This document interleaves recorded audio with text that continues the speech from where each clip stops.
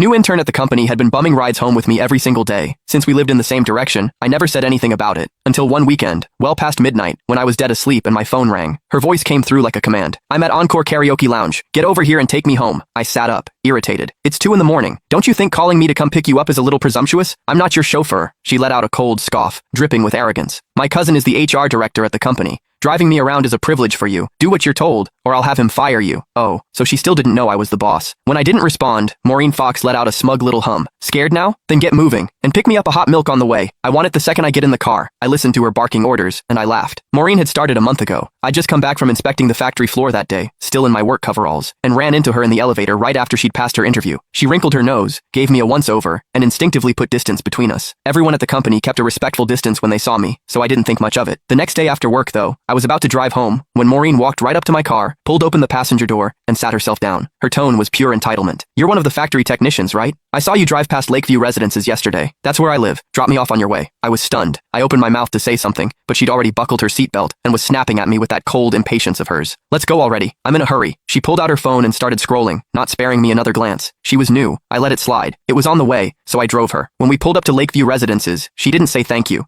She just shoved the door shut and walked off without looking back. I thought that would be the end of it. It wasn't. From that day on, Maureen showed up in my passenger seat after work like clockwork. Never asked, never waited for an invitation. Before I could even object, she started making demands. "From now on, stop by my building in the mornings when you're heading in. Pick me up on the way. I hate the smell of smoke. I know it's your car, but no more smoking in it. I got down here 3 minutes before you today. Be faster next time. Don't make me wait. These seats are too hard. Bring a cushion for me tomorrow. Something soft. I don't like the color of this car. When you get a chance, wrap it in pink." Now I knew. Her cousin was the HR director. "Hello? Why aren't you saying anything? Are you on your way or not?" Maureen's impatient voice crackled through the phone again. I yawned. "No, I'm going back to sleep. Call yourself a cab." I hung up. Before I could even set the phone down, it rang again. Maureen again. "Are you out of your mind? You actually hung up on me? Do you have any idea that my cousin is sitting right next to me?" I replied lazily. "Oh, and?"